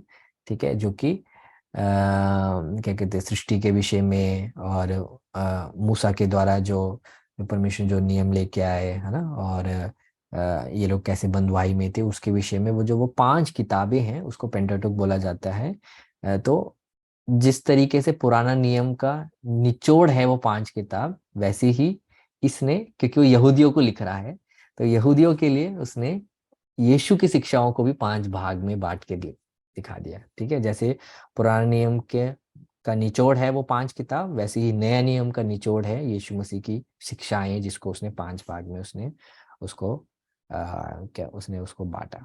ठीक है, और ये हर एक शिक्षाओं के एक भाग के बाद यीशु का एक सॉरी यीशु का एक कार्य वहां पे मेंशन था। ठीक है, मतलब यीशु की शिक्षाएं, उसके तुरंत बाद यीशु का चिन्ह चमत्कार। ठीक है, यीशु की शिक्षाएं, उसके तुरंत बाद यीशु का चिन्ह चमत्कार। तो ऐसा करने का ऐसा अरेंज करने का मत्ती का एक और कारण क्या रहा होगा कि वो बताना चाहता होगा कि सुसमाचार सिर्फ प्रचार में ही नहीं है, बट उसका एक प्रकटीकरण भी है ना। तो ये आज हम मसीह लोग भूल गए हैं। हमें लगता है क्रिसमस में जाके एक ट्रैक देकर यीशु तुमसे प्यार करता है ना, ये है सुसमाचार। क्योंकि हमको ऐसा लग गया है कि प्रचार है सुसमाचार। बट अगर यीशु आपसे प्यार करता है, ये सुसमाचार है, तो उसका प्रकटीकरण क्या होगा? प्रकटीकरण होगा कि हम भी उनको प्यार करें, जैसे यीशु ने उनको प्यार किया, यीशु का प्यार अगर हमारे अंदर है तो हमारा वो प्रकटीकरण क्या होना चाहिए कि हम क्रिसमस के अलावा भी हम उनसे प्रेम दिखाए। है ना, काफी लोग क्रिसमस के टाइम पे आके बड़ा प्रेम दिखाते हैं, है ना, जो लोग यीशु को नहीं जानते हैं। तो बट वो असली प्रेम क्यों नहीं है, क्योंकि वो तो एक एक संदर्भ में दिखाया जाने वाला प्यार है ना। तो मत्ती जब यीशु मसीह की शिक्षाओं को बता रहा है, उसके तुरंत बाद यीशु ने जो शिक्षा दी है उसको यीशु ने वैसे का वैसा किया, या यीशु ने उस क्या अपने सामर्थ्य के द्वारा उसको प्रकट भी किया, उसके विषय में मत्ती बहुत स्पेसिफिकली करता है। तो आप जब रीड करिएगा मत्ती की किताब, इसको हमेशा ध्यान रखिएगा, जहाँ पे यीशु मसीह की शिक्षाएं एक साथ आ रही हैं, उसके तुरंत बाद एक चिन्ह और चमत्कार आया हो, ठीक है। उसके बाद फिर कुछ शिक्षाएं आई होगी, उसके बाद फिर से उसका प्रकटीकरण ना। तो हमारा सुसमाचार भी बाइबल बताता है कि वो प्रकटीकरण में आया है, सिर्फ बातों में ही नहीं आया है, ठीक है। उसका मैं जरा आपको वचन जरा पढ़ाना चाहता हूँ, ठीक है। आ, मेरे साथ जरा खोलिए आ, ये वाला ये वाला आयत, पहला तेस्सलोनियो 1 का 5। उसको आप जरा चैट में जरा डाल दीजिएगा, पहला तेस्सलोनियो 1 का 5। इंग्लिश में मैं आपके लिए रीड करना चाहता हूँ। Because your gospel came to you not simply with words but also with power, with the holy spirit and deep conviction. You know how we lived among you for your sake. तो यहाँ पे तेस्सलोनियों की कलीसिया को पौलुस जब खत लिखता है, जब पत्र लिख रहा है उनके कलीसिया के लिए, तो वहाँ पे एक इंपॉर्टेंट चीज को बता रहा है। हम लोग हिंदी में भी उसको पढ़ेंगे। उसमें ऐसे लिखा है, क्योंकि हमारा सुसमाचार तुम्हारे पास ना केवल वचन मात्र में ही, वरन सामर्थ और पवित्र आत्मा और बड़े निश्चय के साथ पहुंचा है, जैसे तुम जानते हो कि हम तुम्हारे लिए तुम में कैसे बन गए थे, है ना। तो सुसमाचार सिर्फ प्रचार ही नहीं है, सुसमाचार जीना भी है। मतलब अगर आप लोगों को बता रहे हो परमेश्वर आपको प्यार करता है, तो आप जब बता रहे हो अगर आपको प्यार नहीं है लोगों के लिए, तो वो क्या है? वो तो पी का प्रचार है जिसका कोई प्रकटीकरण नहीं है ना। बट आपको ये समझना है, सुसमाचार सिर्फ प्रचार ही नहीं, परंतु उसमें सामर्थ्य भी है, सुनने वाला बच बच सकता है ना। वो क्योंकि वो पवित्र आत्मा से भरा हुआ है सुसमाचार, है ना। वो सिर्फ एक कहानी नहीं है जिसको आप दूसरों को आप बता रहे हो क्योंकि आप रट चुके हो ना, बट वो एक वास्तविकता है जिसको आप जब बता रहे हो, उसका एक प्रकटीकरण भी होता है। सुनने वाला अपने हृदय में छिप जाता है और उसको अपनी कमियां दिखती है, और वो पाप का बोध उसको होता है, और वो यीशु पे विश्वास कर सकता है, ठीक है। तो तो इसलिए यीशु की शिक्षाओं के साथ मती ने ये कोशिश करा, हर शिक्षाओं के एक एक एक एक पाठ के बाद यीशु मसीह के द्वारा किए हुए बातों को वो ऐसे वो बताता है, ठीक है। और आप देखते हो कि उसने इस किताब में उसने बहुत फोकस करा स्वर्ग राज्य के विषय में। एक भी बात उसने ज्यादा फोकस नहीं करा, बट उसने परमेश्वर के ऊपर ज्यादा फोकस करा, ठीक है। क्यों ऐसा, क्यों ये मैंने ये क्यों बताया कि हाँ, कि ये मैंने आपको ये क्यों बताया कि यहूदी लोग इवन परमेश्वर का नाम तक लेने में वो लोग बहुत वो करते हैं, है ना। इतना आदर है वो परमेश्वर का जो नाम है, जो इब्राहिमी नाम हम लोग देखते हैं क्या, यावे है ना, या यहोवा, वो नाम तक वो लेने में इतना कांपते थे, है ना। तो वो क्या करता है, तो तो वो क्या, वो यहूदी लोगों को वो ये बातों में से परमेश्वर के पुत्र प्रभु यीशु के द्वारा जो आजादी है उसकी ओर उनको लेके आता है, ठीक है। और हम लोग देखते हैं वो काफी दृष्टांतों के द्वारा काफी चीजों को समझाता है। हम लोग आने वाले दिनों में उन बातों को हम लोग सीखेंगे।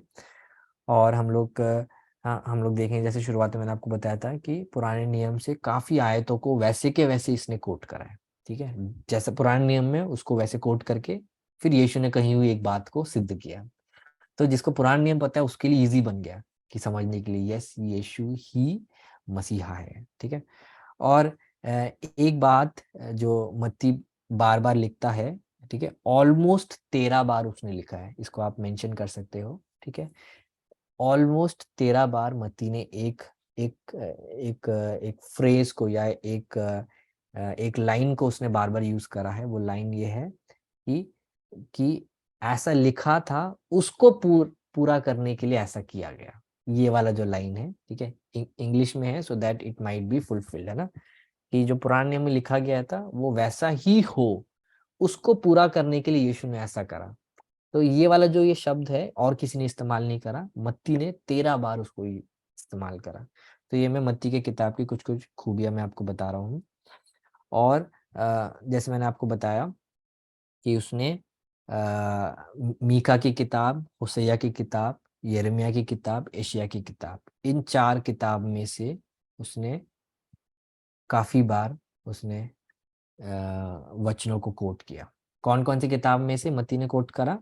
मीका, होसिया, यिर्मयाह और यशायाह। इन चारों किताबों की क्या क्या खासियत है, आप में से कोई अगर चैट में बताना चाहता है तो आप बता सकते हैं। ये चारों किताब में से वो वो क्या क्या वो बताता है, ठीक है।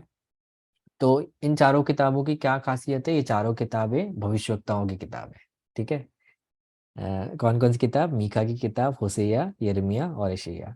तो भविष्यवक्ताओं के भविष्यवाणियों से लेकर मत्ती प्रूव कर रहा है कि यीशु ही मसीहा है, ठीक है। तो ये अहमियत हमें ही नहीं समझ आ रही होगी, क्योंकि हम तो क्या कहते हैं, हम उसको उस तरीके से हम लेना नहीं चाहते हैं। बट एक यहूदी व्यक्ति जो जो भविष्यवक्ताओं को वो इतना ज्यादा वैल्यू देता है, उन्हीं के कही हुई बातों से ये प्रूव करना कि यीशु ही है जिसकी वो इंतजार में थे, है ना, वो एक अमेजिंग एक बात है कि पवित्र आत्मा का प्रकाशन मत्ती के अंदर इतना था कि पुराने नियम की आयतों से, है ना, खासकर वो आयतें भी कौन सी है, ज्यादातर तो भविष्यवाणियां हैं, भविष्यवाणियों के द्वारा कि यीशु ही खुदा है, उसने उस चीज को प्रूव करा, ठीक है। और 121 बार, ठीक है, इनडायरेक्ट तरीके से पुराने नियम के वचनों को लेकर भी उसने प्रूव करा, ठीक है। हम लोग क्या देखते हैं कि यशायाह की किताब में से उसने 29 टाइम्स उसने डायरेक्ट कोट करा, ठीक है। सबसे ज्यादा किसी अगर एक भविष्यवक्ता के बातों को अगर लिया गया है तो मत्ती ने किसका लिया है? एशिया की किताब में से 29 बार, 29 टाइम्स उसने एशिया के द्वारा की हुई भविष्यवाणियों को लिया। और इन सब बातों के अलावा 121 बार पुराने नियम के बातों को लिया, बट वो इनडायरेक्टली लिया, ठीक है, डायरेक्टली नहीं लिया, वैसे के वैसे वचनों को लेकर वैसे के वैसे नहीं लिखा, परंतु क्या कहते हैं, इनडायरेक्टली तरीके से उसको मेंशन किया है, हम लोग देखते हैं, ठीक है। और मत्ती एक चीज को बहुत एम्फोसिस कर रहा था, आपको मैं जैसे ही बताऊंगा आप खुश हो जाओगे, ठीक है, कि क्या था कि मत्ती बार बार ये फोकस कर रहा था कि यीशु पुराने नियम को खारिज करने नहीं आया है, परंतु उसको पूरा करने आया है। ये ना तो मरकुस ने लिखा है, ना तो लूका ने उसमें फोकस करा है, ना तो यूहन्ना ने करा है। बट मत्ती बार बार क्यों कर रहा था? मैंने आपको जैसे बताया, वो यहूदी लोगों को लिख रहा था, ठीक है, जो यहूदी उसमें से विश्वास में आए हैं, या ये किताब यहूदियों के पास जब जाएगा, वो जब पढ़ेंगे, तो यहूदियों को सबसे बड़ा यीशु से क्या प्रॉब्लम था? वो उनको लगता था यीशु मसीह पुराने नियम को खारिज करने आए, ठीक है।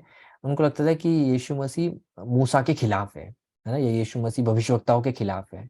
परंतु मत्ती इस चीज पे उनको फोकस कर रहा था। यीशु मसीह ने खुद बोला कि मैं पुराने नियम को मैं खारिज करने नहीं आया हूँ, उसको मैं पूरा करने आया हूँ, है ना, मेरे शरीर में उसको मैं पूरा करने आया हूँ।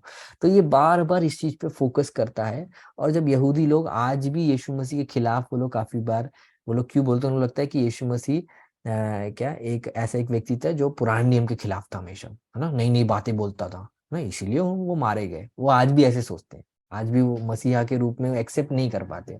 पर जब वो वचन के आधार पे इस चीज को समझे कि यीशु पुराने नियम को खारिज नहीं, उसको पूरा करने आया था, तो उनको उनकी आंखें खुल जाएगी, क्योंकि जिनका इंतजार कर रहे थे वो यीशु ही है, ठीक है। तो वो उस बात को वो समझ जाएंगे, ठीक है।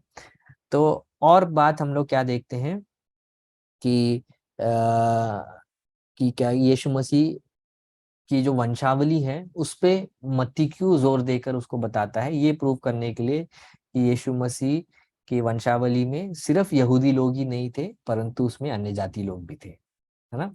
एक अन्य जाति जो यीशु मसीह के वंशावली में थी, वो कौन थी? आप में से किसी और पता है तो उसको उसको जरा लिखना है, ठीक है, चार्ट में जरा लिखना है। यीशु के वंशावली जो मत्ती में लिखा गया है, ठीक है, उसमें अगर आप अगर नोटिस करोगे, उसमें सारे के सारे मेजॉरिटी लोग यहूदी बैकग्राउंड के हैं, बट उसमें कुछ कुछ लोग हैं जो यहूदी बैकग्राउंड के नहीं हैं, उसमें से आपको अगर कुछ लोगों का अगर नाम पता है उसको आप उसमें लिख सकते हो। एक क्लू मैं आपको देता हूँ, उस एक औरत का नाम है, ठीक है, जो उसमें मेंशन है, ठीक है। अगर आप में से किसी को अगर वो समझ आ गया तुरंत इसमें चैट में आप लिख दो, ठीक है, कि यीशु की वंशावली उसलिए इसने फोकस किया कि उसमें यहूदी लोग ही नहीं बट अन्य जाति लोग भी थे जिन्होंने परमेश्वर को ग्रहण किया, ठीक है। तो एक स्त्री का वहाँ पे जिक्र है, ठीक है, उसके विषय में अगर आप में से किसी को अगर पता है तो आप उसमें बता सकते हो, आखिरी मौका है, ठीक है, क्योंकि आप में से कोई बता नहीं रहा है, मैं ही बता देता हूँ। उस स्त्री का नाम है रूथ, ठीक है। रूथ जो थी वो अन्य जाति थी, ठीक है, उसने ये हुआ परमेश्वर को उसने ग्रहण किया, परमेश्वर की क्या परमेश्वर के लोगों के साथ वो गिनी गई। और मत्ती ने इस चीज को स्पेसिफिकली मेंशन किया कि वंशावली में आप देख सकते हैं, अ, आठ क्या पहला अध्याय 5वां वचन में आप उस बात को देख सकते हैं, ठीक है। हम लोग आगे जाएंगे। क्या नहीं, सामरी स्त्री यीशु मसीह के वंशावली में नहीं थी, मेरे पास एक अभी चैट में आया है, ठीक है। हाँ, आप वो वंशावली वाला भाग एक बार आप पढ़िएगा, ठीक है। तो हम लोग थोड़ा सा और आगे जाएंगे। और यीशु के वंशावली में अन्य जाति और यहूदी लोगों का ये मिश्रण क्यों मत्ती को लगा दिखाने की बहुत जरूरत है, कि ताकि आने वाली पीढ़ी समझ पाए यीशु मसीह सिर्फ यहूदियों का नहीं है बट हमारा भी है, अन्य जातियों का भी है ना। इस बात को एम्फसिस करने के लिए उन्होंने इस बात को दिखाया। और मत्ती ने यीशु मसीह की वंशावली कहाँ से शुरू करी? अब्राहम से शुरू करी। कहाँ से शुरू करी? अब्राहम से, ठीक है। यीशु मसीह की एक और वंशावली हम लोग देखते हैं, वो लूकूस की किताब में है, ठीक है। वहां पे अगर आप यीशु की वंशावली को अगर आप देखोगे, सो वो हमें एक दूसरे एक वहां से हम लोग को यीशु मसीह की वंशावली हमें देखने के लिए हमें मिलती है, ठीक है। सो वो वाली जो वंशावली है हम लोगों को थोड़े से और दूर से हमको देखने के लिए मिलती है। तो मैं दोनों वंशावली को मैं फोकस करूंगा, आप उस बात में आप टेंशन ना लीजिएगा। हम लोग उन बातों को हम सीखेंगे, हम उन बातों को हम लोग समझेंगे, और हम लोग परमेश्वर के नाम की महिमा करेंगे। तो लूकोस लूका के द्वारा जो वंशावली जो दी गई वो डायरेक्ट आदम तक जाती है, ठीक है। और मत्ती ने जो वंशावली दी उसमें सिर्फ अब्राहम तक से शुरू, अब्राहम से क्या ट्रेस करी जाती, मतलब अब्राहम तक जाती है वंशावली। बट लूका ने जब उसको बताया, लूका ने अब्राहम से भी दूर गया, आदम तक गया, ठीक है। अब इन सब में सबसे अनोखा था यूहन्ना। यूहन्ना कहाँ तक गया? यूहन्ना आदि में चला गया। यूहन्ना बोला, आदि में वचन था, वचन परमेश्वर के साथ था और वचन ही परमेश्वर था। अब आपको समझ आ रहा है क्यों हमें ये सब बातें सीखने की जरूरत है? हाँ, मैं विश्वास करता हूँ मैंने आप में से काफी लोग को एंकरेज कराया कि आप बाइबल उठाओ, आप पढ़ो, समझो, और परमेश्वर के द्वारा आप बातों को सीखो, ठीक है। अब एक इम्पॉर्टेंट एक बात में हमारे पास ज़्यादा समय नहीं है, हम लोग बाइबल स्टडी के हम अंत की ओर हम आने वाले हैं। एक और क्लास में इसमें लूंगा, क्या कहते हैं, फ्राइडे को, और मत्ती का जो ये बाइबल स्टडी है हम लोग उसको खत्म करेंगे, ठीक है। तो 4 लिखे गए हैं, मत्ती, मरकुस, लूका और यूहन्ना, ठीक है। इसमें से 2 पापियों को फोकस करते हुए हैं, 2 विश्वासियों को फोकस करते हुए हैं। ठीक है।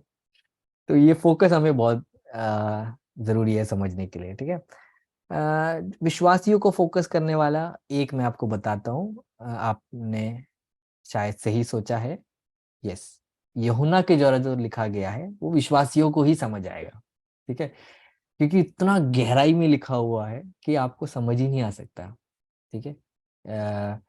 कि अगर आप एक गैर मसीही अगर आप उसको उसको पढ़ोगे वो उसमें उलझ जाएगा, वो उसमें क्वेश्चन में ही आ जाएगा, ये क्या है, ये आदि क्या है, ये क्या है, ये क्या है, वो क्या है, वो सवाल पूछेगा, ठीक है। और सेम मत्ती के सुसमाचार भी, अगर एक अगर गैर मसीही अगर उसको शुरुआत में अगर वो पढ़ता है उसको काफी चीज सर के ऊपर जाएगी, है ना, कि ये यशायाह क्या है, यशायाह ने ऐसा बोला, है ना।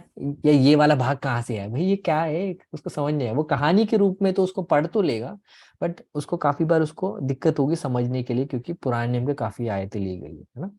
बट हम अविश्वासियों को हम लोग कौन से दो किताबों को हम लोग पढ़ने के लिए, या जो विश्वास में अभी क्या उन्होंने सुना ही है ना, वो शायद बॉर्न अगेन नहीं हुए, शायद नया जन्म नहीं प्राप्त करा, उनको आप उनका मरकुस भी पढ़ने के लिए बोल सकते हो, ठीक है। आप लूका भी पढ़ने के लिए बोल सकते हो, क्योंकि वो दोनों लिखने का जो तरीका है वो नॉन बिलीवर्स को फोकस करके लिखा था। आप में से काफी लोग बहुत ही डाउट में देख रहे हैं भैया जी क्या बोल रहे हो, है ना। हाँ, हाँ। इसका जवाब पढ़ोगे तब आपको समझ आए, क्योंकि इन दोनों ने जो जो शैली इस्तेमाल करी है, वो एक अविश्वासी भी उसको पढ़ेगा, उसको समझ आ जाएगा कि क्या लिखा गया है ना।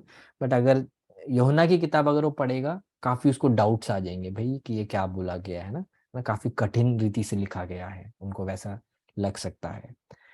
मत्ती की रचित सुसमाचार के विषय मैंने क्या बताया था, क्योंकि उसमें काफी सारे पुराने नियम से आयतें ली गई है, तो वो एट टाइम्स लोगों के लिए कंफ्यूजिंग हो सकता है, ठीक है। आप अपने पर्सपेक्टिव में आप उसको ना देखिए, आप अभी मसीह में काफी साल हो गए हैं, तो आप जब इन बातों को सुन रहे होंगे आपको उतना अहमियत नहीं समझ आ रहा होगा, है ना। बट जब एक अविश्वासी ऐसी बातों को जब वो सुनता है, या एक विश्वास में नया व्यक्ति इसको सुनता है, तो उसको काफी बार उसको दिक्कत हो सकती है चीजों को समझने के लिए, और मैं उस पर्सपेक्टिव में आपको समझा रहा हूँ, ठीक है। तो मत्ती और और यूहन्ना की किताब काफी बार नए विश्वासियों को, या जो विश्वास में नहीं है उनके लिए मुश्किल हो सकता है समझने के लिए क्या लिखा हुआ है। परंतु मरकुस और लूका, ठीक है, कंपैरेटिवली इजी है समझने के लिए, क्योंकि उन्होंने जिस अंडरस्टैंडिंग में लिखा था अन्य जातियों के लिए समझने के लिए लिखा था, ठीक है। तो क्या कहते हैं, तो हम लोग वहाँ पे देख सकते हैं, ठीक है। और कुछ कुछ खासियत हम लोग मत्ती में देखते हैं, ठीक है। उसमें से एक खासियत मैं आपको बताना चाहता हूँ, इन चारों किताबों में सिर्फ एक ही किताब है जिसमें कलीसिया शब्द इस्तेमाल किया गया, चर्च, ठीक है। वो है मत्ती की किताब। आप उसको जाके चेक करिए, जो भी मैं बता रहा हूँ मुझे विश्वास मत करिए, हमेशा मैं बताता हूँ मुझे विश्वास मत करिए, बाइबल पढ़िए, उसमें से बाइबल में से ढूंढिए। तो इन चारों किताबों में एक ही किताब जिसमें कलीसिया नाम का ये शब्द इस्तेमाल किया गया, चर्च, वो सिर्फ मत्ती है, ठीक है। तो ये थोड़ा सा उसको यूनिक बनाता है। वो आप देख सकते हैं, आप में से कोई अगर चैट में अगर कोई डालना चाहेगा तो अच्छा होगा। मत्ती 16 के 18 में हम लोग देखते हैं, वहाँ पे कलीसिया का वहाँ पे जिक्र किया जाता है, ठीक है, जो शब्द है चर्च, ठीक है। मैथ्यू 16 का 18, ठीक है। उसके बाद एक और बार कलीसिया का जिक्र किया जाता है, ठीक है, वो 18 के 17 में, ठीक है। मैं आपको यहाँ पे चार्ट में लिख के देना चाहता हूँ, अगर आप में से कोई अगर उसको अगर डालना चाहता है सब लोगों के देखने के लिए, तो आप कर सकते हैं। मत्ती 16 का 18, और उसके बाद मत्ती 18 का 17, ठीक है। इन दोनों जगह हम लोग देखते हैं चर्च नाम का ये शब्द इस्तेमाल किया, बाकी तीनों गॉस्पेल में चर्च नाम का ये वर्ड यूज ही नहीं किया गया, ठीक है। ये अगेन मैथ्यू को थोड़ा यूनिक बनाता है, ठीक है। या और हम लोग देखते हैं कि एक एक एक चेले को किस तरीके से जीने की जरूरत है, उसके विषय में हम लोग मत्ती में हम लोग काफी बातों को काफी डिटेल में हम लोग देखते हैं, ठीक है। और या आप में से कोई चैट में डाल नहीं रहा, मैं इंतजार कर रहा हूँ आप में से कोई चैट में डालेगा ये आयतों को, ताकि बाकी लोगों को रीड करने के लिए आसानी होगी। सो तो मैथ्यू ने इस चीज को उसने फोकस किया, ठीक है। और हम लोग थोड़ा सा और हम इन बातों में जो हम आगे जाते हैं, हम ये देखते हैं कि मैथ्यू किस तरीके से वचनों को इस्तेमाल कर कर यहूदियों का जो एक्सपेक्टेशन है, ठीक है। हाँ, थैंक यू जिन्होंने शेयर किया। और मैं भी तुझसे कहता हूँ कि तू पतरस है, और मैं इस पत्थर पर अपनी कलीसिया बनाऊंगा, और अधलोक के फाटक उस पर प्रबल ना होंगे। थैंक यू, आपने शेयर किया। ये है पहला आयत मत्ती 16 का 18, जहाँ पे कलीसिया ये शब्द इस्तेमाल किया है, ठीक है। और दूसरा है 18 का 17, वो भी आपको जब चैट में मिलेगा आप उसको आप रीड करिएगा, ठीक है। यदि वो उनकी भी ना माने तो कलीसिया से कह दो, परंतु यदि वो कलीसिया की भी ना माने तो तू उसे अन्य जाति और महसूल लेने वाले कि ऐसा जान। ठीक है। तो सेकंड वाले का कॉन्टेक्स्ट क्या है कि अगर कोई व्यक्ति अगर पाप में अगर पकड़ा जाता है, ठीक है, तो उसको पहले एक भाई जाके उसको समझाओ। ठीक है, अगर वो समझ जाता है तो अच्छी बात है, नहीं समझता तो दो लोग जाके समझाओ। दो लोग जाके समझने में अगर वो नहीं समझ रहा तो पूरी कलीसिया जाके उसको समझाओ। ठीक है, उसको उसके पाप का बोध दिलाओ, उसको मन फिराने के लिए उसको बोलो। अगर वो उसके बाद भी नहीं मानता है, फिर है जो ये 17वां वचन लिखा गया है, यदि वो उस भी नहीं माने तो कलीसिया से कह दो, परंतु यदि वो कलीसिया की भी ना माने तो उसे अन्य जाति और महसूल लेने वाले जैसा जान। तो आपको समझ आया। तो आपके खिलाफ कोई कुछ करता है, आपके खिलाफ आपको किसी से प्रॉब्लम है, आप पर्सनली उससे जाके आप करेक्ट कर सकते हो, है ना। यीशु ने भी बोला अगर तुम्हें पता है तेरे भाई को तेरे विपरीत में कुछ है तो जाके, है ना, सुलह कर ले, है ना। हाँ। बट हम लोग देखते हैं कि वही सेम उसमें अगर एक व्यक्ति कलीसिया का भाग है और वो किसी पाप में वो जाना जाता है ना, या अगर लोगों को पता चलता है, तो दो लोग जाके उसको पहले जाके उससे बात करो, उसको जाके बोध दिलाओ, उसको मन फिराने के लिए उसको बताओ। और नहीं मानता है तो और लोग लेगा ना। ये दो लोग क्यों बोला गया है पुराने नियम में, दो लोगों की गवाही चाहिए होती थी एक बात को सिद्ध करने के लिए। ठीक है, तो इसलिए उसमें वैसे वो बोला गया है। ठीक है। अभी मेरे पास 6-7 मिनट और है, उसमें मैं आपको क्या कहते हैं 2-3 बातों को और बता के मैं आज की बाइबल स्टडी को यहाँ पे खत्म करूंगा। अगले बाइबल स्टडी में हम लोग इसको पूरा फिनिश करेंगे। और मैं यही चाहूंगा कि अगले बाइबल स्टडी तक 2 दिन है, आप मत्ती रचित सुसमाचार उसको आप पढ़िए, शुरुआत से आप स्टार्ट करिए उसको। और जो हम नेक्स्ट क्लास में थोड़ा सा डिटेल में जब सीखेंगे यीशु की शिक्षाओं को हम लोग समझेंगे, काफ़ी डेप्थ में हम चीज़ों को जाएंगे, उन बातों को भी हम समझेंगे। ठीक है। तो क्योंकि अब मैं एक और नया टॉपिक अभी मैं लेना नहीं चाहता हूँ, और अगले क्लास के लिए उसको मैं रखना चाहता हूँ, तो मैं आपको ये बोध दिलाना चाहता हूँ क्यों हम लोग इन गॉस्पल्स को हम इग्नोर करते हैं, क्योंकि यीशु ने जो बोला है आज भी हमारे लिए कठिन है। ठीक है, यीशु ने आज भी जो हमारे लिए बोला है वो हमारे लिए आज भी कठिन है। फॉर एग्जाम्पल, हम यीशु की उन्हीं शिक्षाओं को हम लोग सुनना पसंद करते हैं जो हमसे मैच होती है ना, या जो हम कर रहे हैं। जो हम नहीं कर रहे हैं हम नहीं सुनना चाहते, ना तो हम उसको कोट करना चाहते हैं। तो ये एक और कारण है कलीसियाओं में कि गॉस्पल्स का सिखाना कम कर दिया है, क्योंकि गॉस्पल्स में यीशु ने जो स्पष्ट रीति में बोला है उसको हम नहीं करना चाहते। मैं आपको कुछ एग्जाम्पल देता हूँ। यीशु ने बोला तुम में से जो श्रेष्ठ बनना चाहता है अपने आप को दूसरों का गुलाम बनाए। ये आप में से कितने लोगों को पसंद है? नहीं। हर कोई स्टेज पे बैठना चाहता है ना। तो हम यीशु के उन शिक्षाओं को लेना नहीं चाहते जिससे हमको ठेस पहुंचे, जिससे हमारा ईगो हर्ट हो, जिससे हमको झुकना पड़ जाए, है ना। यीशु ने बोला है कि जो अपने आप को त्यागता नहीं है, ठीक है, अपना क्रूस नहीं उठाएगा, वो मेरे योगी नहीं है। आपको कितने लोगों को वो पसंद आया वो वचन? नहीं, हमको पसंद नहीं आएगा, क्योंकि हम अपने आप को हम त्यागना नहीं चाहते हैं। तो यीशु की उस शिक्षा को हम अलग से रखेंगे, उसको हम लोग छुएंगे तक नहीं, है ना। फिर यीशु ने बोला जो क्या कहते हैं हल चलाने के उस चीज पे हाथ रखकर पीछे मुड़ के देखता है वो स्वर्ग राज्य के योगी नहीं है। हम में से कितने लोग, है ना, सेवकाई के लिए एक कमिटमेंट करने का था, हम तो पीछे मुड़ के देखते नहीं, हम तो पीछे चले जाते हैं, है ना। तो यीशु ने बोला जो पीछे मुड़ के देखता है वो ही यूजलेस हो गया है स्वर्ग राज्य के लिए, अब वो काम का नहीं है। तो उस बात को भी हम एक्सेप्ट नहीं करना चाहते, है ना। यीशु ने बोला कि क्या कहते हैं कि तुम यहाँ पे है चीजों को मत बचा के रखो, स्वर्ग में बचा के रखो। तो हम वो करेंगे? नहीं करेंगे भाई। तो आपको समझ आ गया क्यों हम गॉस्पेल्स प्रीच नहीं करते? क्योंकि यीशु की कट्टर शिक्षाएं वहां पे हैं। कितनी कट्टर शिक्षाएं! यीशु जब प्रचार करता था अनेक लोग इसको कठोर है बोलकर मुड़ जाते थे। तो किसी तरीके से मैं ये नहीं बोल रहा कि लेटर्स में जो लिखे गए हैं उसको भी हम मानते हैं, है ना। आप में से काफी लोगों के शक्ल लाल हो गए होंगे ना।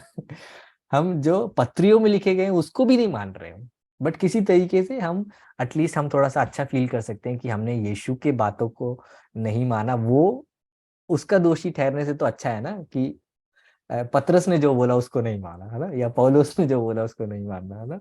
हाँ, तो जितना हम परमेश्वर के वचन को हम सीखेंगे उतना हमको समझ आएगा हम कितना अलग जी रहे हैं परमेश्वर के वचन से, या परमेश्वर के वचन में हम लोग चल रहे हैं।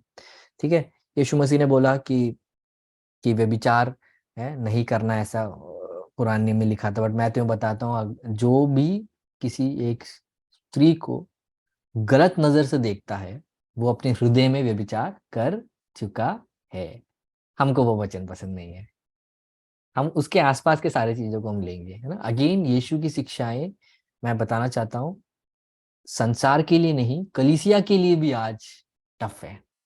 क्यों? क्योंकि हम आज भी अपने बातों को छोड़ना नहीं चाहते। हम आज भी, हमको यीशु भी चाहिए, संसार भी चाहिए, है ना। बट यीशु बोलते नहीं, तुम्हें अगर तुम्हें अगर मैं चाहिए हूँ तो तुम्हें संसार छोड़ना पड़ेगा, त्यागना पड़ेगा।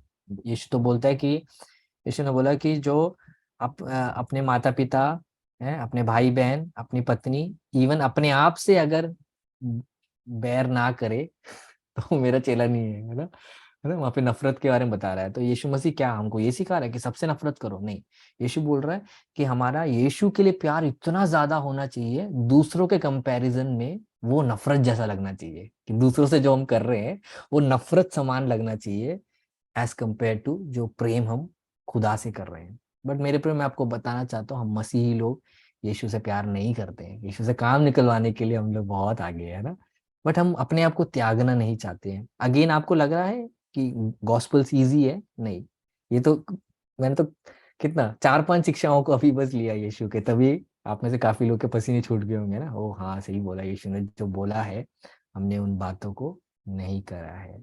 यीशु ने बोला है जब तुम उपवास करो, है, तुम उन लोगों के समान मत बनो जो लोगों को दिखाते हैं कि वो उपवास कर रहे हैं। बट जब तुम उपवास करो, तुम नहाओ, ठीक है, सर पे तेल है लगाओ, और क्या किसी को पता तक नहीं चलना चाहिए तुम उपवास कर रहे हो, और तुम्हारा स्वर्गीय पिता जो तुम गुप्त में कर रहे हो उसको देखकर तुम्हें आशीष करे ना, है ना। इवन प्रार्थना के विषय में भी यीशु ने क्या बताया?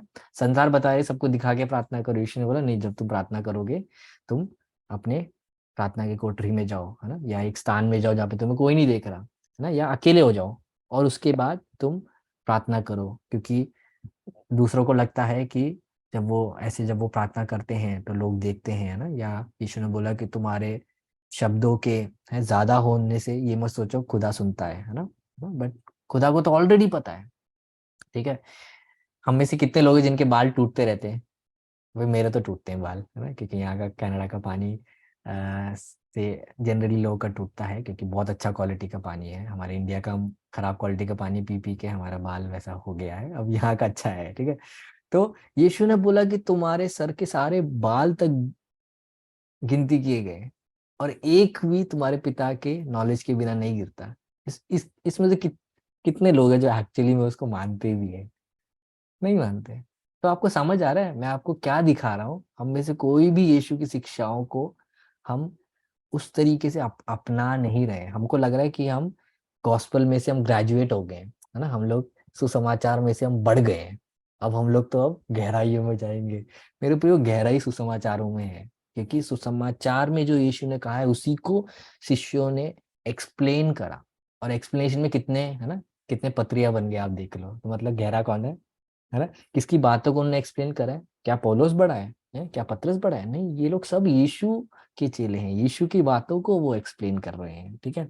तो विश्वास करो आप सबको पर्सपेक्टिव समझ आ रहा है क्यों कलीसिया में वापस सुसमाचार के वो चार उनको सिखाने की जरूरत है, ताकि हम समझे यीशु ने क्या बोला है, हम क्या कर रहे हैं। ठीक है। और ऐसे में काफी सारे टीचिंग्स को लेके आऊंगा, ठीक है, जो यीशु ने बताया, जिसको हम आजकल सोचते तक नहीं है, हमें लगता है नहीं भाई नहीं नहीं नहीं, ये हमारे लिए नहीं है, ये उस चेले के लिए होगा जो फुल टाइम सेवकाई कर रहा है ना। तो आपको समझ आया? तो मैं इस बाइबल स्टडी को यहीं पे रोकना चाहता हूँ, इस टिप्पणी के साथ, कि हम बाइबल में से जो हमें पसंद आ रहा है उसको लेना छोड़कर बाइबल की सारी बातों को हम लेना के लिए हम तैयार रहे, है ना। बाइबल की शिक्षाओं को भी ले, बाइबल की ताड़नाओं को भी ले, है ना। अ, हमें कितना पसंद है उस बात को कोट करने के लिए कि, है ना, कि संसार के अंत तक मैं तुम्हारे साथ हूँ। यार उससे पहले भी यीशु काफी चीजें बोल रहा है। तो सुसमाचार प्रचार करने के लिए जा रहे हो उनके लिए बोल रहे हैं, लो मैं संसार के अंत तक तुम्हारे साथ हूँ। बट हम लोग उन सारी बातों को हटा देंगे ना, कट कर देते हैं, और हम लोग मत्ती के उस लास्ट के उस वचन को लेके हम अपने डीपी में व्हाट्सएप में लगाते हैं ना, लो मैं तुम्हारे साथ अंत तक हूँ। जो अधर्म के काम चल रहा है, करके चल रहा है, उनके साथ यीशु अंत तक नहीं है, उनके साथ तो अभी भी नहीं है ना? अगर आप में से कोई है जो मसीह होकर मसीही जीवन के बाहर जी रहे हो, तो आपके साथ तो अभी भी नहीं है यीशु। यीशु चाहते हैं आप मन फिराओ। तो आपको समझ आ रहा है, हम यीशु की उन्हीं बातों को लेते हैं जो हमें सूट करता है, जो हमें अच्छा लगता है, जिससे हम बड़े हो सकते हैं। बट बाइबल की शिक्षा क्या है? हम संपूर्ण पवित्र शास्त्र हमारे लिए लाभदायक है। ठीक है। तो अगले क्लास में मैं यीशु की शिक्षाओं से आपको रूबरू कराऊंगा, जिसमें से आप में से काफी लोगों का दिमाग खुल जाएगा कि ओ यीशु ने इस बात पे भी बोला है कुछ।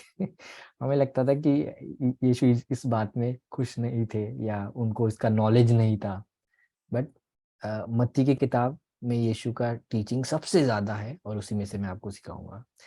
तो अभी हम लोग अपने आंखों को बंद करके प्रार्थना करेंगे। प्लीज अगला क्लास मिस ना करिए। और जब ये यूट्यूब में आएगा आप उसको फिर से सुनिएगा, जो मैंने वो लिखवाया था आउटलाइन, आउटलाइन को लिखिए और उसके आधार पर बाइबल को पढ़िए। आप आपको समझ आएगा। ठीक है, ये पूरा किताब किसमें है। तो ये इन चारों किताब में मैं आपको आउटलाइन दूंगा ताकि आप उसको पढ़ने में आपको आसानी हो। ठीक है। ठीक है, हम लोग प्रार्थना करेंगे। पिता परमेश्वर, आपके पुत्र यीशु मसीह के नाम पे आपके चरणों में आते हैं परमेश्वर। आज भी आपने हमें मदद करा, उसके धन्यवाद परमेश्वर। आपके आपके विषय में परमेश्वर जब हम लोग सीख रहे हैं परमेश्वर, आप हमें और बुद्धि और ज्ञान से भरिए और परमेश्वर हमारी जो समझ, जो शायद हमने खुद की समझ हमने बना ली है परमेश्वर, उस समझ को परमेश्वर आपकी समझ के द्वारा हमें समझने के लिए आप सहायता करिए परमेश्वर। अपने अपने ज्ञान से आप हमें भरिए परमेश्वर, बुराई से बैर करने के लिए आप हमें सिखाइए। और पवित्र आत्मा, जितने लोग आज जुड़े हैं, जितने लोग बाद में सुनने वाले हैं परमेश्वर, सबके हृदय में परमेश्वर के वचन के प्रति एक एक बहुत बड़ा एक आदर और बहुत बड़ा एक प्रेम उनके मन में उत्पन्न होने पाए, ताकि वो बाइबलों को खोल कर बाइबल को पढ़ने पाए परमेश्वर। और परमेश्वर आपने हमें मदद करा, उसके धन्यवाद। आदर हम आपको देते हैं और प्रार्थना विनती आपके पुत्र यीशु मसीह के नाम पे मांगते हैं, आमीन। अगले क्लास में हम लोग इसको कंटिन्यू करेंगे, इसको कंप्लीट करेंगे, उसको मिस ना करिए। और ये 2 दिन का समय निकाल कर मत्ती की किताब, हो सके तो 28 अध्याय हैं, 2 दिन में आप आराम से कंप्लीट कर सकते हो, एटलीस्ट आधा तो कर सकते हो, है ना? पढ़ के आइए, क्योंकि अगले क्लास में हम लोग यीशु की शिक्षाओं को हम लोग सीखेंगे। परमेश्वर आप सबको आशीष करें। जय मसीह की।